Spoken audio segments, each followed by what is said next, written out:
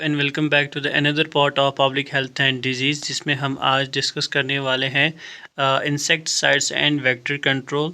So firstly let's know about the insecticides and vectors.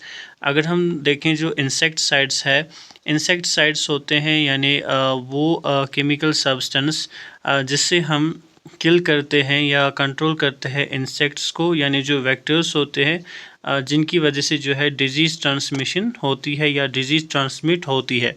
So simply insecticides क्या होता है? Insecticides यानी ये दो टर्म्स है इसमें, इंसेक्ट मीन्स इंसेक्ट, ठीक है, और साइड्स मीन्स टू किल, ठीक है, टू किल यानी टू किल इंसेक्ट्स, तो वही होते हैं इंसेक्टिसाइड्स। दूसरा फिर इसमें हमें टर्म आती है दैट इज़ वेक्टर। अब वेक्टर क्या होता है ये मैंने आपको ऑलरेडी बताया है। सपोज़ अगर एक इंसेक्ट है जिसकी एग्जांपल हम ले सकते हैं, सपोज़ मॉस्किटो जो है ये एक इंसेक्ट है। अब इस मॉस्किटो की वजह से जो है एक डिज़ीज़ जिसे हम मलेरिया कहते हैं वो ट्रांसमिट होती है, तो ये यहाँ पर बनता है वेक्टर, ठीक है। So in simple words we can say that जो वेक्टर है they are the living organisms that transmit infectious diseases between humans और फ्रॉम एनिमल्स टू ह्यूमन्स, ठीक है, सिंपली यानी ये डिजीज़ ट्रांसमिशन में जो है हेल्प करते हैं। तो ये हो गए हमारे इंसेक्टिसाइड्स और वेक्टर्स। इसका कॉन्सेप्ट आपको समझ में आ गया होगा। So let's move to the importance of insecticides and vectors, ठीक है। सो यहाँ पर आपको याद रखना है कि control of vector borne disease यानी जो हम इंसेक्टिसाइड्स यूज़ करते हैं उनका जो इम्पोर्टेंस है that is to control the vector borne disease, यानी उन डिजीज़ को कंट्रोल करना जो वेक्टर बॉर्न होती है, ठीक है। सो इसमें जो आता है प्रिवेंशन किन किन डिजीज़ का? मलेरिया, डेंगू, फिलेरियासिस, काला अज़र, ये सारी डिजीज़ जो है ये आती है वेक्टर बॉर्न डिजीज़ में, जिनके वेक्टर्स के बारे में हमने ऑलरेडी डिस्कस कर रखा है। So it is a key part of public health programs, ठीक है। उसके बाद इसमें हमें आता है topic that is classification of insecticides, ठीक है, यानी जो इंसेक्टिसाइड्स है उनको हम कैसे क्लासीफाई करते हैं। So firstly we classify them based on chemical nature, ठीक है। उसके बाद classification based on mode of action, ठीक है, और ये दो इसमें जो है मेन है, ठीक है। So firstly classification based on chemical nature, जिसमें जो क्लास है वो आता है ऑर्गेनोक्लोरीन्स, ठीक है, ऑर्गेनोक्लोरीन्स, ऑर्गेनोफॉस्फेट्स, कार्बामेट्स, पायरेथ्रॉइड्स, ठीक है। सो ये चार क्लास जो है इसमें आते हैं। अगर हम बात करें ऑर्गेनोक्लोरीन्स की, उसमें जो एग्जांपल आती है वो आती है DDT, ठीक है, जो 2021 का जो JKSSB का पेपर है उसमें ये क्वेश्चन आया था। So that's why it's very important. So DDT की जो फुल फॉर्म है दैट इज़ डाइक्लोरो डाइफिनाइल ट्राइक्लोरोईथेन, ये एक इंसेक्टिसाइड है, ठीक है। वहाँ पर क्वेश्चन आया था DDT क्या है। अगर आपने हमारे प्रीवियस वीडियोस देखे होंगे तो उसमें हमने ये डिस्कस किया था। सो DDT जो है ये एक इंसेक्टिसाइड है जिसे हम वेक्टर कंट्रोल में यूज़ करते हैं। So it is an organochlorine, ठीक है। आपसे ये भी क्वेश्चन पूछा जा सकता है कि DDT क्या है। ऑप्शंस में ये चार ऑप्शंस हो सकते हैं and the correct answer will be organochlorine, ठीक है। सो उसके बाद जो है इसमें दूसरी एग्जांपल जो है क्लासिफिकेशन जो है दैट इज़ ऑर्गेनोफॉस्फेट, जिसे हम OPB कहते हैं। सो ऑर्गेनोफॉस्फेट्स में यहाँ पर आता है मेलाथोइन, ठीक है। जो मेलाथोइन जो है इट इज़ एन ऑर्गेनोफॉस्फेट्स जो हम यूज़ करते हैं एज इंसेक्टिसाइड्स, ठीक है। इसका जो मैकेनिज्म रहता है that is it inhibits the cholinesterase enzyme. उसके बाद इसमें आता है कार्बामेट्स में एग्जांपल याद रखिए प्रोपोज़र, और पायरेथ्रॉइड्स में परमिथ्रिन, ठीक है। सो ये था based on the chemical nature. उसके बाद जो यहाँ पर हाई यील्ड पॉइंट है वो आप याद रखिए दैट इज़ जो DDT है ये मोस्ट कॉमनली यूज़ करते हैं and it's a most commonly asked question. Organophosphates जो है they are toxic to humans, ठीक है। ऑर्गेनोफॉस्फेट्स की वजह से जो है अक्सर OP पॉइजनिंग देखने को मिलती है। ये हम फर्स्ट एड में पढ़ते भी है दैट इज़ OP पॉइजनिंग। और ओपी पॉइजनिंग में क्या होता है वो सब हम आगे जाके डिस्कस करेंगे एक टॉपिक में, ठीक है। सो पायरेथ्रॉइड जो है कॉमनली यूज़ करते हैं एंड ये जो है सेफर माना जाता है, ठीक है, इंसेक्टिसाइड। उसके बाद classification based on the mode of action. So इसमें जो क्लासिफिकेशन है उसमें contact poison, stomach poison, fumigant और रिपेलेंट आता है, ठीक है। इट्स वेरी इजी, ये आप यहाँ पर याद रखिए। सो कॉन्टैक्ट पॉइजन जो है किल्स ऑन कॉन्टैक्ट, ठीक है, ये किल करता है ऑन कॉन्टैक्ट, ये ठीक है, इंसेक्टिसाइड जिसमें DDT एग्जाम्पल है, ठीक है।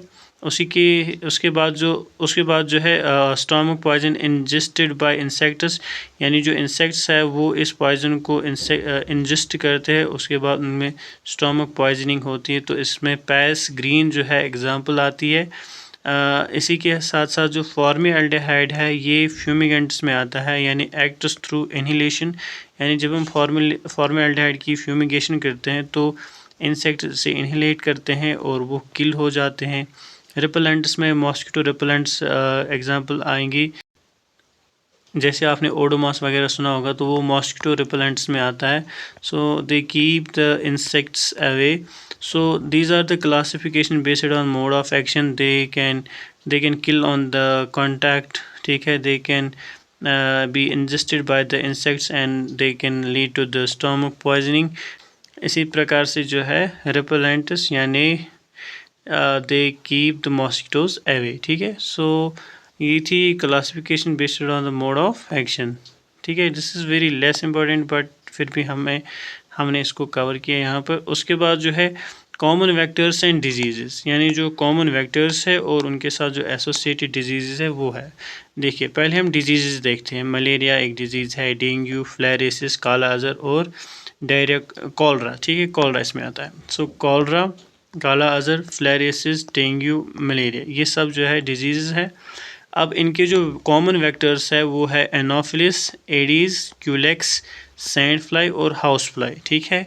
यानी ये सब जो है इनके वेक्टर्स बनते हैं जिनकी वजह से जो है ये डिजीज़ ट्रांसमिट होती है, ठीक है। उसके बाद यहाँ पर याद रखिए जो एनोफिलिस मॉस्किटो है ये कॉज करती है मलेरिया। एडिस मॉस्किटो जो है ये कॉज करती है ट्रांसमिशन ऑफ डेंगू, ठीक है। मेथड्स ऑफ वेक्टर कंट्रोल, ठीक है, यानी मेथड्स, अब उसमें हमें देखना है कि हम जो वेक्टर्स है उनको किन मेथड्स के थ्रू जो है कंट्रोल करेंगे, यानी methods of controlling vector. Firstly इसमें आता है इन्वायरमेंटल कंट्रोल, ठीक है। इन्वायरमेंटल कंट्रोल में सोर्स रिडक्शन, ठीक है, sanitation and drainage, proper drainage, ये तीन मेथड्स आते हैं, ठीक है। जिसमें हम रिमूव करते हैं स्टेगनेंट वाटर को, यानी सोर्स रिडक्शन हो जाएगा हमारा उससे, चूँकि जो ये वेक्टर्स है या मॉस्किटोज़ वगैरह है ये स्टेगनेंट वाटर में ज़्यादा बनते हैं। क्लीन सराउंडिंग यानी साफ़ आसपास का जो ये है उसको साफ़ रखेंगे, सैनिटाइज करेंगे एंड प्रिवेंट करेंगे हम ब्रीडिंग साइट्स को। ये हो गया इन्वायरमेंटल कंट्रोल, ठीक है, वेक्टर का। उसके बाद इसमें आता है केमिकल कंट्रोल, ठीक है। केमिकल कंट्रोल में यानी हम डिफरेंट केमिकल जैसे DDT या DDT वगैरह जो है इनका उपयोग करके जो है स्प्रेइंग करते हैं या लार्विसाइड्स यूज़ करते हैं या स्पेस स्प्रेज यूज़ करते हैं, वो आते हैं केमिकल कंट्रोल में, ठीक है। फिर आता है बायोलॉजिकल कंट्रोल, यानी वेक्टर्स को हम बायोलॉजिकली कैसे कंट्रोल करें। इसमें जो मेथड्स है उसमें प्रेडेटर्स आते हैं और बैक्टीरिया आता है। प्रेडेटर्स क्या होता है, वो जैसे छोटे छोटे लार्वाज होते हैं वो उनको खाते हैं, ठीक है। जैसे फ़िश ईटिंग लार्वा, यानी फ़िश जो है वो लार्वा को खाता है, तो ये एक बायोलॉजिकल कंट्रोल बन जाएगा। इसी प्रकार से जो बैक्टीरिया है वो उसमें हमें बैसिलस थ्यूरिनजेनेसिस जो है एग्जांपल आती है जो बायोलॉजिकल वेक्टर कंट्रोल में आते हैं, ठीक है। फिर पर्सनल प्रोटेक्शन, यानी अगर हम पर्सनल प्रोटेक्शन यूज़ करेंगे तो उससे भी हम जो है वेक्टर बॉर्न डिजीज़ से बच सकते हैं, जैसे बेड नेट्स या रिपेलेंट्स या प्रोटेक्टिंग क्लोथ्स लगा सकते हैं जिससे हम मॉस्किटो बाइट्स वगैरह से बच सकते हैं, ठीक है। फिर उसके बाद इसमें आता है insecticide resistance. Simply insecticide resistance होता है यानी ability of a insect to survive exposure to an insecticide that would normally kill them. यानी एक इंसेक्ट जो है वो उसमें ये क्षमता पैदा हो जाती है कि वो सर्वाइव रहता है even after the exposure to an insecticide. ठीक है, तो वही उसको हम कहते हैं रेजिस्टेंस। अब इस रेजिस्टेंस में आता है behavioural resistance, physiological resistance, biochemical resistance, ठीक है, जेनेटिक रेजिस्टेंस। ये यहाँ पर याद रखिए ये मेजर प्रॉब्लम है मलेरिया कंट्रोल में और it leads to failure of control programs. अब हम इसे प्रिवेंट कैसे कर सकते हैं, यानी प्रिवेंशन ऑफ रेजिस्टेंस। उसमें हमें आता है method rotation, combination, proper dosages, monitoring, यानी changing insecticides, use of multiple agents, avoid under use and regular surveillance.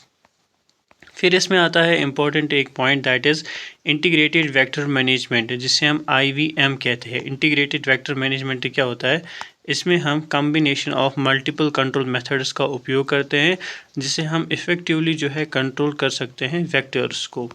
इसमें कंपोनेंट्स आते हैं environmental, chemical, biological and personal, जो हमने अभी डिस्कस किया था।